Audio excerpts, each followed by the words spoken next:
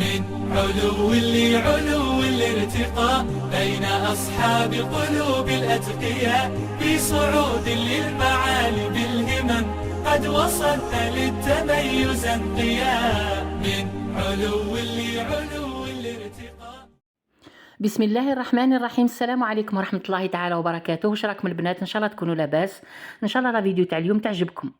درت لكم اليوم شغل روتين هكاك برك، يعني خفيف خفيف ظريف. حابه نتقاسم معاكم كيفاش وجدت القهوه تاع الصباح. جبت البريس تاعي، درت فيه شويه ما قلت هكا نحي شويه العيا باش نوض ناشطه الخدمه نتاعي.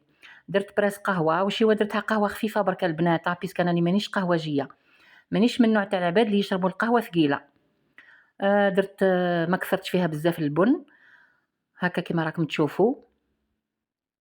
قلت نشرب فنجان قهوه ونروح نخدم الخدمه نتاعي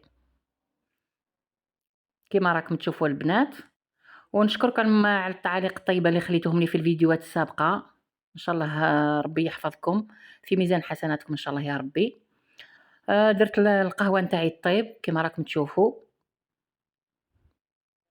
انا موالفه نشرب الحليب، وشي هو كي نضت هكا راسي يوجع فيا، قلت هيا مالا ندير شويه قهوه مام تكون خفيفه هكا باش كش ما ننشط شويه. ومن بعد ما خرجت القهوه نتاعي راح نصبها في الفنجان. وقررت اليوم ندير لكم الوصفه تاع البروكلو، نديرو كوريات برك هكاك بلا لحم، ما درت فيه ني لحم ني دجاج. راح ندير بصوص حمراء فيها حبيبات تاع الزيتون، كنوع من التغيير برك. وندير معاكم الكسره مانيش راح نوري لكم يعني كلش، راح نعت لكم برك في البدايه كيفاه راح نبلها، ومن بعد كيفاش نطيبها برك. ما كان لا يعني نوري لكم كيفاه نقرصها وكيفاه شوفوا راني صبيت القهوه في الفنجان. دوك نعت لكم بلي راهي خفيفه خلاص. كاينين نساء ولا غير سبحان الله يشربوا القهوه ثقيله كيما الرجال بعد، كيما تاع القهاوي. شوفوا راح نبدا بالكسره نتاعي. كيلت بالبول عفوا بلا بواط هذه تاع 500 غرام تاع لابيل. راح ندير 2 بواط، يجيوني 2 خبزات. الدقيق تاعي راهو من النوعيه اللي ما لازمش تكثري له الماء، نبلو بشويه ما برك ومن بعد عاود يطلق روحو. راح ندير مغرف كبيره نتاع خميره الخبز، وعندي مغرف كبيره نتاع السكر، وعندي الزرارع السانوج هذا الكحل تاع الكسره، وعندي مغرف تاع الزيت، مغرف تاع ماكله هكا. نبلها بشويه ما دافي، ما نسخنوش بزاف هكا باش ما يفسدناش ما تفسدناش الخميره نتاعنا، باش الكسره نتاعنا تطلع. وانايا راهم متبعيني ياه. الكسره نتاعي راني ما نحبش نديرها خشينه بزاف، يعني تجيني مليحه كيما والفوا العائله تاعي ياكلوها. ما نحبهاش تكون خشينه بزاف، وشيوا خفيفه وتكون طالعه. نبلها هكا برك. انا قلت لكم السبين تاعي ما لازمش نكثر له الماء، ومن بعد كي نخليها ترتاح وتخمر تعاود تطلق روحها. كي تشوفوها تقولوا هذه عباتها ماء هكا كيما راكم تشوفوا في الفيديو. كاين بزاف بنات اللي يكتبوا لي في لي كومونتير يقولوا لي ديدين ديري لنا الروتينات نتاعك، كيفاش تفوتي نهار، كيفاش تخدمي في دارك. شوفوا البنات، بعد ما لميت السميد نتاعي هذا هو راح ندير له الملح، ندير عليه شويه ماء دافي، ومن بعد ندخل العجينه ندخل الملح هذاك في العجينه، ومن بعد نحيتها من القصعه راح نعجنها مليح فوق البوطاجي خير هكا باش تسهل عليا العمليه. انا عندي شويه خبز يعني بايت، قلت يا نعاون روحي بهذا 2 خبزات هذو تاع الخميره خير. راني نعجن فيها بوخفي برك. شوفوا كيف راهي مطلوقه. نحطها في القصعه نتاع اللي بليتها فيها، ونجيب لها نغطيها. نروح دركا للغدا نتاعي اللي قلت لكم في بدايه الفيديو راح ندير بروكلو. راح نديرو يفور، مانيش راح نديرو في الماء يغلي.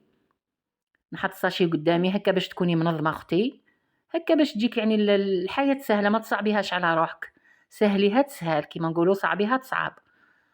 نحيو هذوك الاغصان هذوك الخضر، نحيولو هذاك الراس الكبير هذاك بيسكو موش راح يطيب لك مليح. ومن بعد كي تحبي تمعسيها بالفرشيطه موش راح يتكرازالك. نحيو هذوك البردات هذوك تاع البروكلو، ومن بعد نديهم نغسلهم باش نحطهم يفوروا هكا كيما راهم موضح. لازم تحلوا البنات البروكلو تاعكم، سواء البروكلو ولا الكرنب ولا تلقاو فيهم الحشرات، يعني انتبهوا.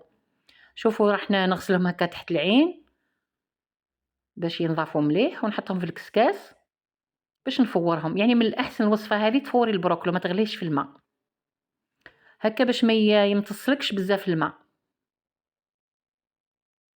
يطيب لك مليح أولا، وثانيا موش راح يتشرب الماء بزاف.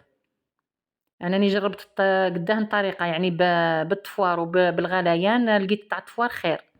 ولا غوسيت هذه ولا غير راني ديما نديرها، درتها مام الجمعة هذه اللي فاتت ونسيت نحاها لي ربي بكل من بالي باش نصورها لكم، حتى حطيتها للغدا باش تفكرت. شوفوا راني جبت الماء درت فيه هاد الوريقات هذو تاع الرند، هذا ما بقى لي خلاص، لي خلاص الرند لازم حتى نشري. وراح نحط البروكلو تاعي يفور، وشي هو لازم ندير له ساعه الملح وشويه فلفل الكحل هكا باش يفور لي بنين، ما يفورليش صامت، يطيب وهو بنين هكا كيما راكم تشوفوا. ما تحطوهش هكاك. كي يبدا الماء نتاعي يغلي نحط الكسكاس هي باش البروكلو تاعي يفور لي مليح هكا كيما راكم تشوفوا. كيفاش راني نعت لكم. قفزوا البروكلو تاعكم كي تلقاو يعني حبات كبار عاودوا نقصوا منهم. ونرجع كي حطيت الكسكاس تاعي باش يفور لي البروكلو، لقيت الكسره تاعي طلعت قرصتها، وحطيت الخبزه الاولانيه. انا قلت لكم درت غير 2 خبزات، وراح نبدا باش نطيبهم. كي تلقاوها درت هذه اللومبات هذو وديروا بالعود تاع الشواء برك، اثقبوهم هكا كيما راكم تشوفوا. نطيب الخبزات نتاعي، وانايا فيا طبيعه البنات يعني والفت هكا من بكري كي نطيب الكسره تاعي هكاك سخونه ندير نفوت عليها شويه زبده، ما ديريش يعني كميه كبيره، شويه برك وهي سخونه باش تتشرب مليح، منها تجيك تبريي وما تجيش القشره تاعها يابسه، ومنها تعطيك تعطيك ذوق مليح. انا والفت ديما هكا، لازم تفوت الكسره تاعي المرحله هذه. درك انا حنقصها قدامكم باش تشوفوها كيف جات من الداخل. كيما قلت لكم انا العائله تاعي ما يحبوش الكسره تاع الخميره تكون خشينه، يعني مكبده هكاك تجي معجنه، يحبوها كشتا رقيقه، المهم تكون خفيفه وتكون طالعه. واللي متبعيني راكم على بالكم في الكسره تاعي كيفاه تجي. اختي اذا بغيتي تشوفي المراحل يعني من البدايه للنهايه كيفاش ندير الكسره، تبعي الفيديوهات تاعي السابقه، ارجعي لهم. درك البروكلي تاعي راهو فار، راح نهبطو في السنيوه هذه، وراح نبدا نمعسو بالفرشيطه. ما كان له ديري الروبو بيسكا طاب زبده تعقبي عليه بالفرشيطه برك حتى تكملي الكميه نتاعك كامله، ومن بعد نبداو نديروا له بقيه الحوايج تاعو. شوفوا راني نعت لكم كيفاش لازم يكون. هو موش راح يجي كي لا بيوري او يبقى شوي محبب هكا. شوفوا كيفاه يجي. دركا راح ندير له لا شابلور، يعني الخبز اليابس المرحي المتبل. نبدا الساعه بالكركم، درت له مغرف صغيره تاع قهوه كركم، وراح نزيد له شويه ملح بيسك ما كي جاي فور درت له غير شويه برك. وراح ندير هذا لا شابلور المتبله، فيها فلفل الكحل، فيها شويه كروي الاخر عفوا الكركم. راح ندير 2 مغارف كبار في البدايه، ومن بعد نشوف اذا خصتني نزيد. راني حضرت معكم من قبل هاد لا شابلور هذه، ومن بعد ندير شويه دبشه ولا معدنوس. انا عندي غير دبشه، درت دبشه، وعندي بيضه كامله.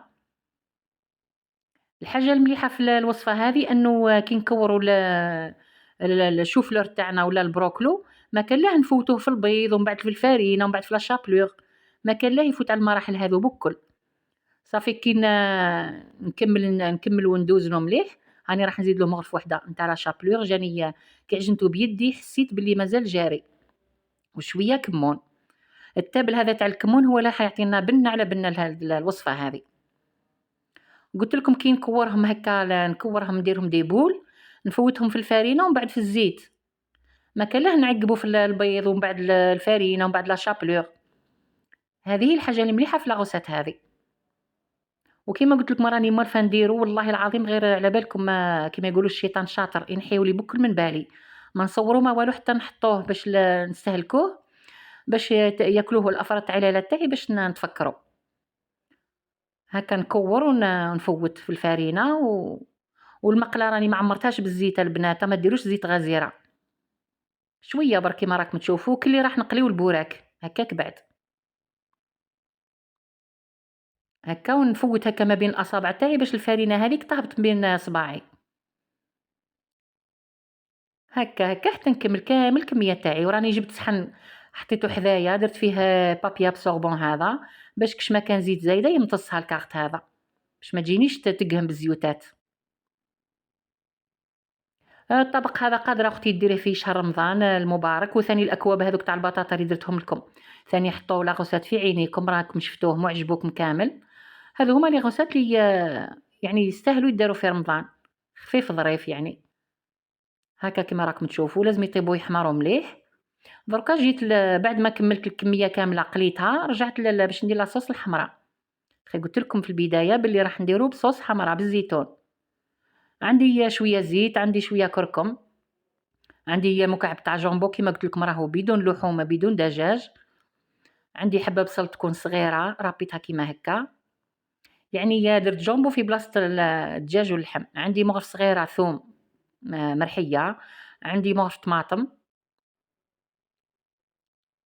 درت مغرف وزدت شوية، ودرت شوية تاع راس الحانوت، الصفر هذا وراس الحانوتة، الكزبر ضربت عليه لقيتو خلاص لي، والتالي لازم نديرو شوية كزبر، الله غالب ما كانش مشكل. دركا نبدا نقلي المرميطة تاعي، وحطيت الماء حذايا ماء سخون، نقلي مليح، ومن بعد ندير شوية ما، هكا ونواصل التحريك.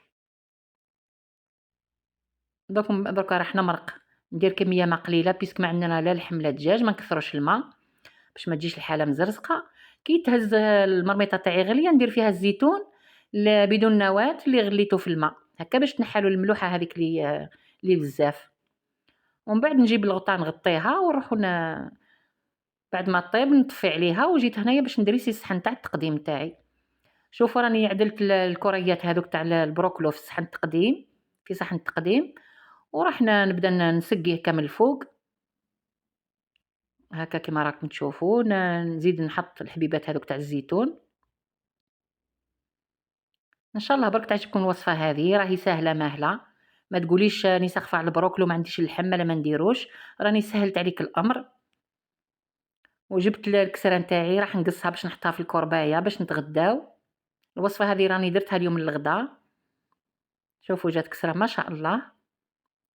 الوصفه تاعي ثاني تاع البروكلو جات هايله. ان شاء الله البنات عجبكم الوصفه هذه، وطبقوها هذه الايامات ولا تكتبوها وتخليوها ديروها في رمضان. شوفوا البنات راح نقص لكم دركا حبه من الكرات هذو على اثنين باش تشوفوا كيفاه جانا البروكلو تاعنا من الداخل، شوفوا كيفاه جا. دركا ما بقى لي ما نقول لكم البنات غير استودعكم الله الذي لا تضيع ودائعه، السلام عليكم ورحمه الله تعالى وبركاته.